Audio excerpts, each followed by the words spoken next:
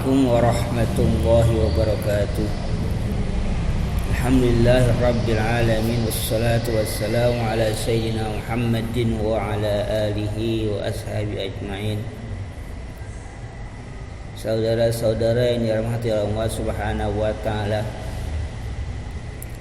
dalam kitab Sahih At-Tirmizi yang diriwayatkan oleh Anas bin Malik bahwa beliau menceritakan pada masa Rasulullah sallallahu alaihi wasallam ada dua orang yang bersaudara mempunyai profesi yang berbeda. Yang satu senang atau rutinitasnya adalah mengikuti Rasulullah, mengikuti kajian-kajian di mana Rasulullah mengajarkan di majlis di masjid, beliau selalu mengikutinya.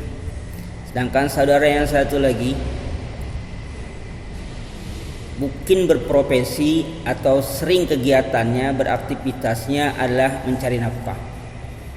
Dia bekerja, berusaha.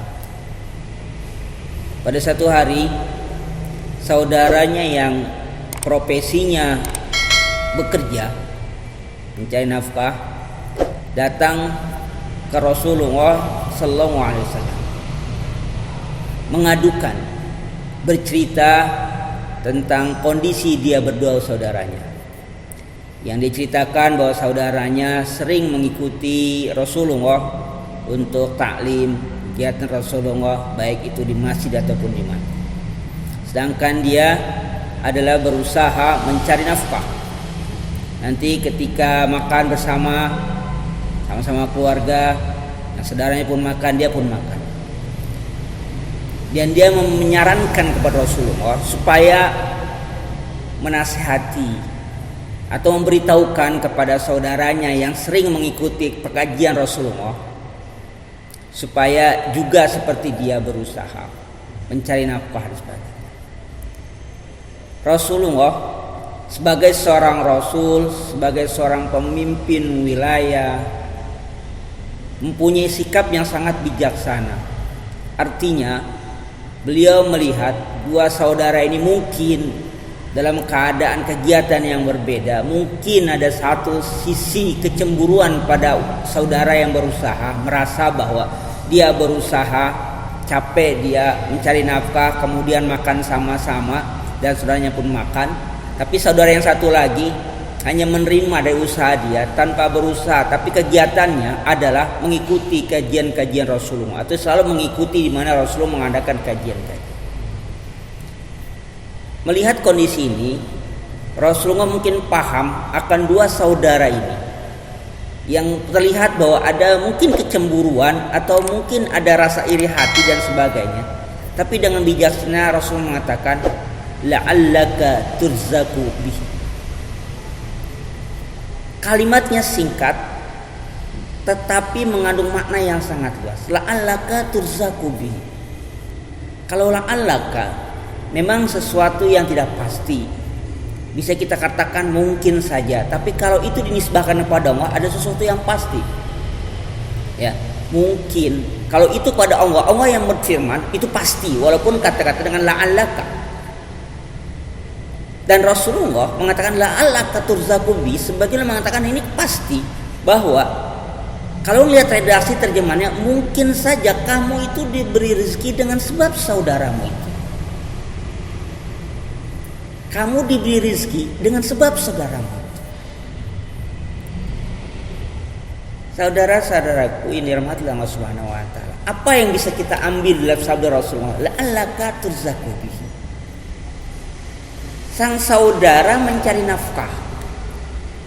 Saudara yang satu lagi mungkin kalau kita seorang pelajar sekarang ngaji atau nyantri nih, mungkin gak sempat nyari nafkah atau nyari nafkah cuma tidak sebanding apa yang dilakukan oleh saudaranya yang memang terfokus hidupnya untuk mencari nafkah.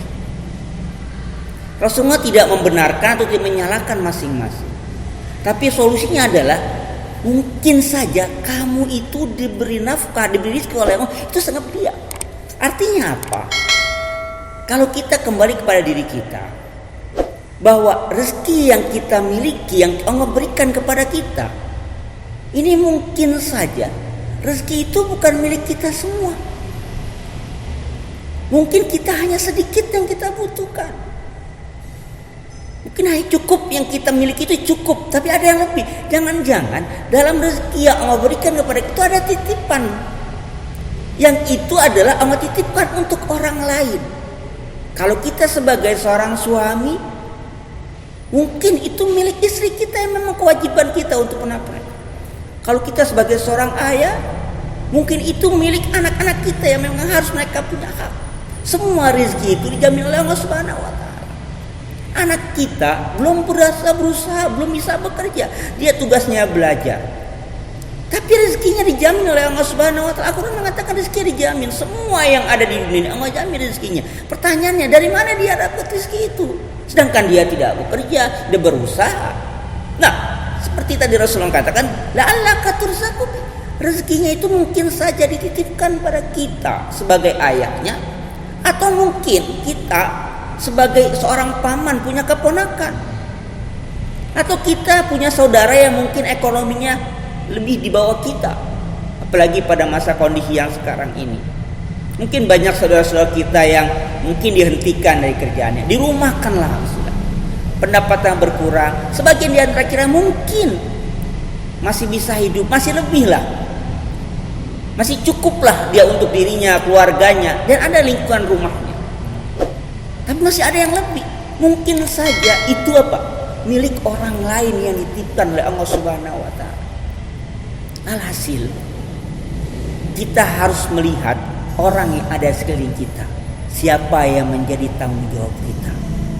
Karena itu bagian dari keimanan kita. Tidak bagus, tidak sempurna iman seseorang yang apabila dia tidur dalam keadaan kenyang, sedangkan saudaranya dalam keadaan lapar. Pertanyaan kita, mana kita tahu? Bukan permasalahan mana kita tahu, tapi kita peduli atau tidak. Jangan-jangan kita tidak peduli. Maka pada momen yang sangat berkah ini, di bulan Ramadan yang penuh berkah ini, apalagi dengan kondisi yang sekarang ini, kita berusaha untuk semaksimal mungkin kepedulian kita kepada lingkungan. Mungkin rizki yang ada pada kita itu ada titipan Allah Subhanahu wa taala, bukan hanya untuk diri kita sendiri. Ya, bukan hanya untuk kita. Mungkin ada saudara kita, ada tetangga kita, ada keponakan kita. Mungkin saja tetangga-tetangga yang sebelah kita itu, mereka tidak berteriak-teriak untuk minta-minta, mereka tidak berkuar-kuar untuk pasal susah, tapi mungkin saja mereka membutuhkan.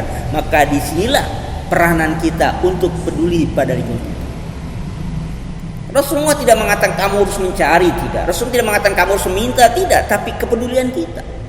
Kalau ada yang Rasul mengatakan bahwa tidak sempurna iman seseorang apabila tidur dalam keadaan kenyang, kemudian tetangganya ada yang kelaparan, kita katakan tidak kenyang. Lalu kita katakan kita tidak tahu. Bukan kita tidak tahu, tapi kita peduli atau tidak. Nah, maka dalam rezeki-rezeki yang kita miliki itu, kelebihan-kelebihan rezeki yang kita miliki itu, mungkin ada bagian dari Allah. Dan bagian itu harus diapakan? Diserahkan kepada yang berhak. Kita khawatir kalau Allah kasih amanah itu pada kita, bahwa ada rezeki yang Allah titipkan pada kita untuk orang lain, kemudian kita tidak berikan kepada yang berhak, dikhawatirkan kepercayaan Allah pada kita akan apa? Akan hilang. Apa selanjutnya? Allah tarik. Kita dianggap tidak apa? Tidak bisa menerima amanah Allah untuk menerima rezeki yang itu hak orang lain. Kalau Allah sudah tarik dengan cara Allah Subhanahu wa taala, kita tidak dipercaya lagi, maka kita hanya diberikan secukupnya apa yang kita makan. Ibaratnya kamu tidak bisa dipercaya untuk menitipkan rezeki untuk saudara kamu. Maka oleh karena itu, kesempatan yang baik ini, marilah kita tengok kiri, kita tengok kanan, kita tengok ke belakang, ke depan. Mungkin ada saudara-saudara kita yang lebih membutuhkan dari kita, dari rezeki yang kita miliki. Momen yang berbahagia ini, bulan yang penuh berkah ini, apalagi dengan kondisi yang saat ini, inilah kesempatan kita bagaimana kita semaksimal mungkin untuk memanfaatkan keberkahan bulan Ramadan. Mudah-mudahan bermanfaat. Billahi taufiq wa hidayah. Wassalamualaikum warahmatullahi wabarakatuh.